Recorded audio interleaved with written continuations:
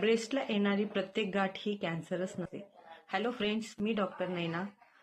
ब्रेस्टला येणाऱ्या ज्या गाठी आहेत त्या एकतर सिस्टमुळे किंवा फायब्रोएडेनोमामुळे किंवा हार्मोनल चेंजेसमुळे येतात. आज माझ्याकडे ओपीडीमध्ये एक लेडी आलेली जी की ब्रेस्टमध्ये गाठ आहे आणि ती कॅन्सरस आहे असं कन्फर्मेशन घेऊन आलेली. तर त्या लेडीमध्ये ही गाठ जी होती ती बिनाईन होती. गाठीचे 2 प्रकार असतात, एक बिनाईन आणि एक मॅलिग्नंट. बिनाईन म्हणजे नॉन कॅन्सरस आणि मॅलिग्नंट म्हणजे कॅन्सरस.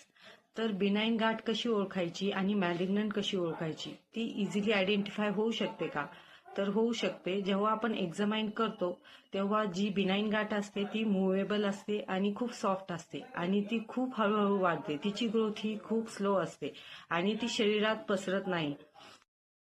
मोस्ट ऑफ टाइम बिनाईन गाठ ही पेनफुल नसते. ती ड्यू टू हार्मोनल चेंजेसमुळे कधी कधी पेनफुल असू शकते. याच्याच अपोजिट मॅलिग्नंट गाठ आहे जी की खूप पेनफुल असते आणि ती खूप फिक्स असते आणि जर आपण स्पर्श केला तर ती आपल्या स्पर्शाला खूप हार्ड लागते आणि याची ग्रोथ खूप फास्ट होते. मॅलिग्नंट गाठ ही धोकादायक असू शकते. मॅलिग्नंट गाठीमुळे काही सिम्पटम्स आपल्याला आढळून येतात, जसे की भूक मंदावणे किंवा वजन कमी होणे.